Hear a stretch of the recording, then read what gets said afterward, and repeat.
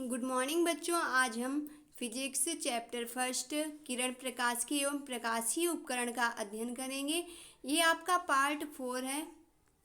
इसमें हम पढ़ेंगे ठीक इसी के उसके आगे हम अध्ययन करेंगे। तो ये आप इसमें पढ़ेंगे पतले लेंस का डेरिवेशन हम इसमें पढ़ेंगे, उसी को हम बोलते हैं लेंस मेकर सूत्र। ठीक, तो लेंस मेकर सूत्र को हल करेंगे। ठीक, देखेंगे आगे।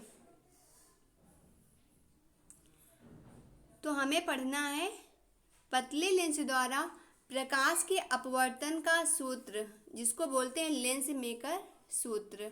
ठीक, इसमें हम अंदर लिखेंगे पतले लेंस द्वारा प्रकाश के अपवर्तन का सूत्र दो स्थितियों में प्राप्त किया जा सकता है। नंबर 1, जब लेंस के दोनों ओर माध्यम समान है। चित्र बना लेना। चित्र में लेंस दिया हुआ है और अपवर्तनांक स्मॉल n दिया हुआ है। P1 P2 आपके ध्रुव दिए हुए हैं, इनके बीच मोटाई स्मॉल t दी हुई है। ठीक, O वस्तु दिया है, वस्तु की दूरी, और I और I डैश ये क्या है, प्रतिबिंब की दूरियां। इसके बाद यहाँ पर O से P1 तक की दूरी स्मॉल u ली गई है, वस्तु की दूरी। ठीक है, और यहाँ पर P1 से ठीक I तक क्या लिया गया है, ठीक है, आपका आई या आई डैश तक क्या लिया गया है, वी डैश लिया गया है। ठीक, ये प्रतिबिंब की दूरी है। ठीक, तो आप इसमें सब मानेंगे। हम लिखेंगे माना एक पतला लेंस कैपिटल एल वायु में रखा है। लेंस के पदार्थ का वायु के सापेक्ष अपवर्तनांक स्मॉल n है तथा पहले व दूसरे पृष्ठों पर वक्रता त्रिज्याएं क्रमशः कैपिटल R1 व कैपिटल R2 है। लेंस की मोटाई स्मॉल t है। ठीक, लेंस की मुख्य अक्ष पर एक बिंदु वस्तु O प्रथम पृष्ठ के ध्रुव P1 से स्मॉल u दूरी पर रखी है। यह पृष्ठ बिंदु ठीक वस्तु O का प्रतिबिंब I डैश पर बनाता है। ठीक, I डैश की पृष्ठ के ध्रुव P1 से दूरी V डैश है, तब गोलीय पृष्ठ पर अपवर्तन के सूत्रानुसार। ठीक, तो ये भाषा है जो हमने चित्र में बताई कि क्या क्या लिया गया वही लिखा गया है इसमें। इसके बाद देखिए अब हमें सूत्र लेना है। तो इसमें सूत्र क्या है आपका, लेंगे समीकरण फर्स्ट। देखें यहाँ पर क्या लिया गया है, हम लेंगे n upon we dash minus 1 upon U बराबर n minus 1 upon capital R1। समीकरण फर्स्ट इसको मान लेंगे। फिर देखेंगे प्रतिबिंब I डैश दूसरे पृष्ठ के लिए आभासी वस्तु का कार्य करता है। तो I डैश की दूसरे पृष्ठ की ध्रुव P2 से दूरी V डैश माइनस t होगी। यह पृष्ठ I डैश का अंतिम प्रतिबिंब ठीक I अपने से V दूरी पर बनाता है।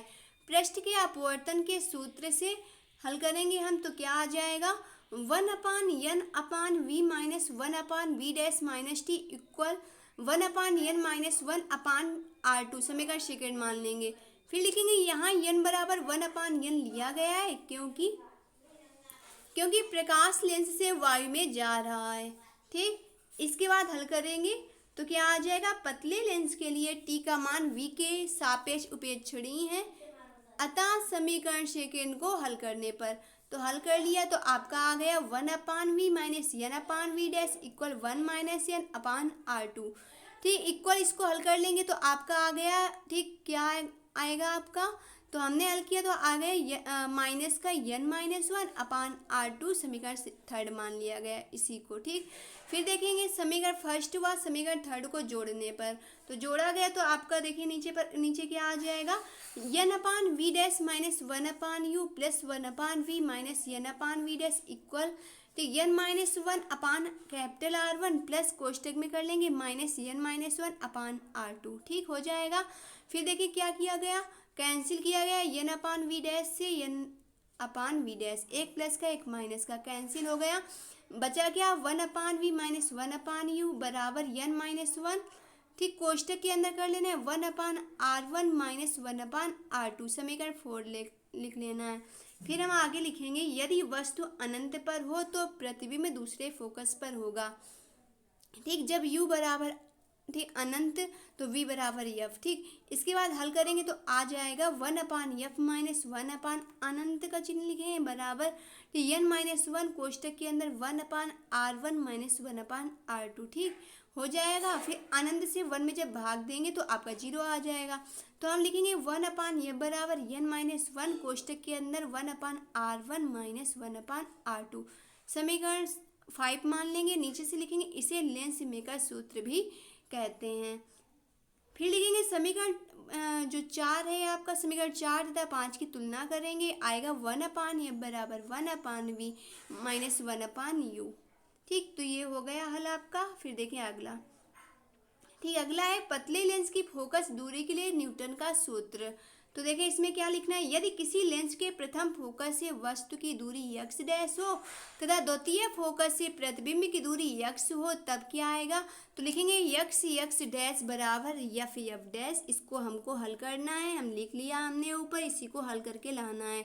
तो लिखेंगे जहाँ f डैश व f लेंस की क्रमशः प्रथम व द्वितीय फोकस दूरियां हैं, इसे न्यूटन का सूत्र कहते हैं। ठीक, तो x डैश बराबर f डैश डेरिवेशन में हल करके लाना है। तो देखिए हमें सबसे पहले चित्र बना लेना है। चित्र आपको दिख रहा है। चित्र बनाने के बाद ठीक है, ये लेंस कैसा है, ये उत्तल लेंस है। ठीक है, और इसमें सब चीज़ें दी हुई हैं। ठीक है, आपका वस्तु भी रखी है, प्रतिबिंब भी दिया है, वस्तु ओ डैश दिया है, प्रतिबिंब आई डैश दिया है, फोकस है f। ठीक है, इसके बाद यहाँ पर हमको क्या करना है, वक्रता केंद्र भी दिया है c। ठीक, तो हमें देखें क्या लिखना है। ठीक, सब माना गया है इसमें। इसके बाद देखें लिखेंगे, लिखते जाएंगे। लिखेंगे माना वस्तु ओ डैश एक पतले उत्तल लेंस की मुख्य अक्ष पर प्रथम फोकस f डैश के बाईं ओर अक्ष के लंबवत रखी है। ठीक, तो जो ये ओ डैश है वो क्या है, वस्तु है, और कहाँ पर रखी है, उत्तल लेंस। जो आपका ये जो बीच में जो दिया हुआ है वो उत्तल लेंस है। ठीक, और मुख्य अक्ष ओ डैश की इधर होती है, तो यहाँ पर हम लिख सकते हैं मुख्य अक्ष।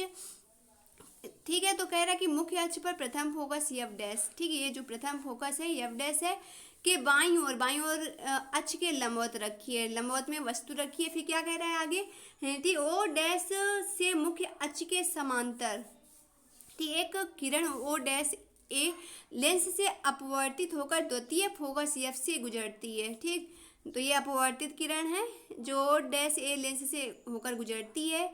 फिर क्या करें, दूसरी किरण ओ डैश भी लेंस के प्रथम फोकस f डैश से होकर जाती है। ठीक, लेंस से अपवर्तित होकर मुख्य अक्ष के समांतर चली जाती है। ये दोनों किरणें बिंदु आई डैश पर मिलती हैं, जो बिंदु ओ डैश का वास्तविक प्रतिबिंब है। ठीक, फिर क्या करना है, लिखना है आई डैश से मुख्य अक्ष पर खींचा गया लंब आई डैश वस्तु ओ डैश का पूरा प्रतिबिंब है। फिर हम लिखेंगे आगे, हल करेंगे तो लिखेंगे इसमें त्रिभुज लेना है हमें। तो लिखेंगे त्रिभुज f डैश ओ डैश तथा f डैश सी भी समरूप हैं, अतः हल करेंगे तो आपका आ जाएगा, लेंगे यहाँ पर। तो आपका देखिए यहाँ पर क्या है, लिखेंगे O dash upon C B. ठीक, तो ये आपका जो ओ डैश है ये क्या है, ये वस्तु की लंबाई है। ठीक है, और बी सी आपका क्या है, तो यहाँ पर बी सी आपको ठीक, ये सी है वक्रता केंद्र, और बी आपका यहाँ पर क्या दिया था, ठीक, बिंदु दिया था। ठीक, तो ये जो है ये माना गया है किसी के बराबर, किसके बराबर माना गया है, तो ये आपका प्रतिबिंब, ठीक, प्रतिबिंब की लंबाई के बराबर माना गया है, क्या, बी सी। ठीक, तो यहाँ पर हमको लिख लेना है, परंतु ठीक, यहाँ पर हम लिखेंगे O dash upon C B बराबर f डैश हो अपान सी एफ डैश। ठीक, तो हमें लिखना है यहाँ पर सी बी बराबर आई डैश, मतलब वस्तु की लंबाई बटे प्रतिबिंब की लंबाई। ठीक, तो हमने लिख लिया। ठीक, O dash upon I dash बराबर f डैश हो अपान सी एफ डैश, समीकरण फर्स्ट। ठीक, कर लेंगे। अब इसके बाद देखेंगे यहाँ पर लिखेंगे इसी प्रकार। ठीक, इसी प्रकार त्रिभुज सी एफ तथा एफ आई डैश दोनों समरूप हैं, ये इसके बराबर है। तो देखिए नीचे माना भी गया है। ठीक, ये इसके बराबर है, तो लिखा गया है सी ए अपान आई डैश बराबर C F upon F I. ठीक, ये लिया गया है। तो आप देखेंगे सी ए बराबर क्या किया गया है, सी ए आप का ठीक वस्तु की लंबाई के बराबर माना गया, मतलब सी ए ठीक वस्तु की लंबाई के बराबर है। ठीक, तो यहाँ पर हम लिख लेंगे सी ए बराबर ठीक ओ डैश, तब क्या हो जाएगा, तो इस समीकरण को बना लेंगे। हम लिखेंगे ठीक O dash upon I dash बराबर C F upon F I. ठीक है, समीकरण सेकेंड इसको ठीक बना लिया हमने, बना लिया। इसके बाद देखें क्या करेंगे, इसके बाद हम हल करेंगे। ठीक है, समीकरण फर्स्ट और समीकरण सेकेंड को हल करेंगे तो आपका आ जाएगा एफ डैश ओ अपान सी एफ डैश बराबर C F upon F I. समीकरण थर्ड मान लेंगे। इसके बाद हम लिखेंगे प्रथम फोकस एफ से वस्तु की दूरी एफ डैश ओ बराबर माइनस एक्स डैश। ठीक, द्वितीय फोकस एफ से प्रतिबिंब की दूरी एफ आई बराबर प्लस एक्स। ठीक, लेंस की प्रथम फोकस दूरी सी एफ डैश बराबर माइनस का एफ डैश तथा द्वितीय फोकस दूरी सी एफ बराबर प्लस का एफ। समीकरण थर्ड में इन मानों को रख देंगे। तो जब रख देंगे तो आपका आ जाएगा ठीक minus x dash upon minus का एफ डैश बराबर एफ अपान एक्स। ठीक, इसको हल कर लेंगे। हल करने पर आपका आ जाएगा, क्या आ जाएगा, तो आप लिखोगे नीचे से, ठीक, माइनस माइनस से कैंसिल, लिख लेंगे एक्स डैश बराबर एफ एफ डैश। ठीक, यही आपका जो है न्यूटन का सूत्र है। कर लेंगे हल। चित्र देखते हुए हमें ये डेरिवेशन समझ में आ जाएगा। ठीक, तो आगे देखेंगे हम, हल करेंगे। ठीक, क्या है, रेखीय आवर्धन। तो रेखीय आवर्धन क्या है, लेंस द्वारा बने किसी वस्तु के प्रतिबिंब की लंबाई तथा वस्तु की लंबाई के अनुपात को रेखीय आवर्धन कहते हैं। ठीक, तो वस्तु के प्रतिबिंब की लंबाई क्या होती है, तो क्या होती है बताना है। तो यहाँ पर आपकी क्या कह रहा है कि किसी वस्तु के प्रतिबिंब की लंबाई तथा वस्तु की लंबाई, प्रतिबिंब की लंबाई आई हो जाएगा। ठीक, और वस्तु की लंबाई क्या हो जाएगी, ओ हो जाएगी, के अनुपात को रेखीय आवर्धन स्मॉल एम कहते हैं। मतलब सूत्र हो जाएगा आपका स्मॉल एम बराबर आई अपान ओ। ठीक, तो ये हो जाएगा। फिर उसी के बराबर में माइनस वी अपान यू हो जाएगा। ठीक है, या हम केवल एम बराबर आई अपान ओ। ठीक, तो देखें आगे, आई आपकी प्रतिबिंब की लंबाई और ओ वस्तु की लंबाई। ठीक, तो कह रहा है कि किसी वस्तु के प्रतिबिंब की लंबाई तथा वस्तु की लंबाई के अनुपात को रेखीय आवर्धन स्मॉल एम से प्रदर्शित होता है। ठीक, फिर देखिए अब नोट में हम लिख लेंगे, चूंकि मुख्य अक्ष के ऊपर की लंबाइयां धनात्मक होती हैं तथा नीचे की लंबाइयां ऋणात्मक होती हैं, सीधे प्रतिबिंबों के लिए आवर्धन धनात्मक होता है और उल्टे प्रतिबिंबों के लिए ऋणात्मक होता है। ठीक, तो बस इतना हम इसमें कर लेंगे। इसके बाद हम ठीक आगे हेडिंग डालेंगे उत्तल लेंस से आवर्धन। चित्र बना लेंगे उत्तल लेंस से आवर्धन का। चित्र बनाने के बाद आपको ये चित्र बनाने के बाद लिख लेना है, हल कर लेना है। तो हल करेंगे चित्र को देखते हुए कि लिखेंगे त्रिभुज सी आई आई डैश तथा सी ओ ओ डैश समरूप है, अतः हमें लेना है प्रतिबिंब की लंबाई बटे वस्तु की लंबाई बराबर। ठीक, तो आप देखें आई I dash upon O O dash बराबर सी आई अपान सी ओ। ठीक है, सी आई बटे सी ओ हो जाएगा। ठीक, तो ये आपका लिया गया है। इसके बाद यहाँ पर समीकरण इसको फर्स्ट मान लेना है। फिर लिखेंगे माना वस्तु की लंबाई ओ ओ डैश बराबर प्लस वाई वन। ठीक, प्रतिबिंब की लंबाई आई आई डैश बराबर माइनस वाई टू। ठीक है, सी ओ बराबर माइनस यू तथा सी आई बराबर प्लस वी हो जाएगा। ठीक, प्रतिबिंब की लंबाई क्या है, माइनस की है इसमें। ठीक, और ये वस्तु की लंबाई यहाँ पर क्या है, प्लस की है। ठीक है, और वस्तु की दूरी यहाँ पर माइनस की है और प्रतिबिंब की लंबाई धनात्मक है। ठीक, तो जो दाईं ओर की संख्याएं जो दूरियां हैं, ठीक, वो धनात्मक ली गई हैं और जो बाईं ओर की ठीक दूरियां हैं इसमें वो क्या है, वो माइनस की ली गई हैं। ठीक, तो बस इसको हल करेंगे हम।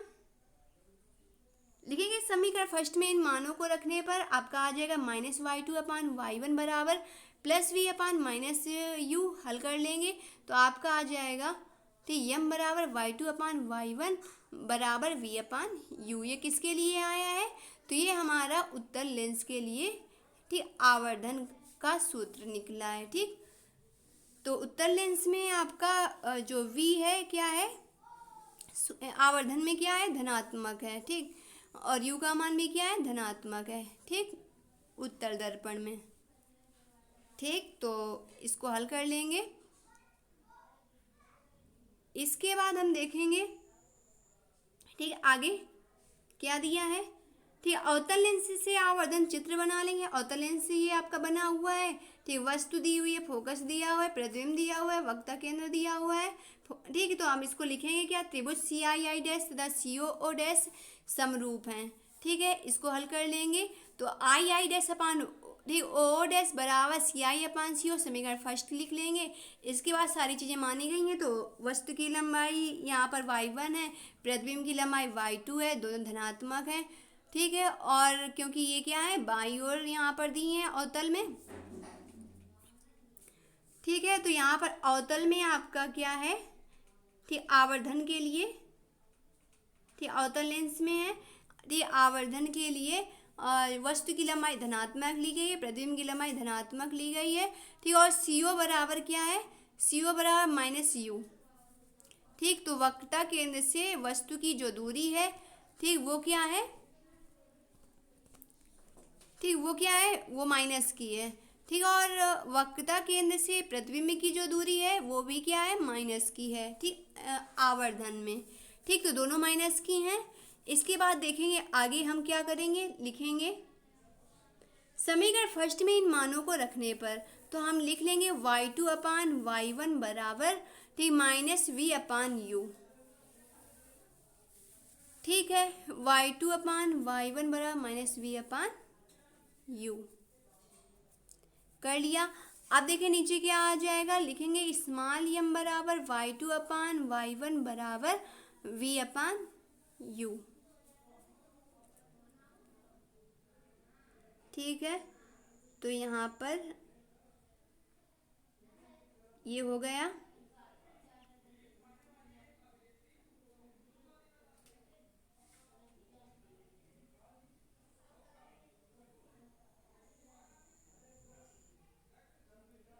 थोड़ा सा ठीक। तो यहीं से हमारी क्लास, ठीक, समाप्त होती है। Thanks class, thanks for watching this video.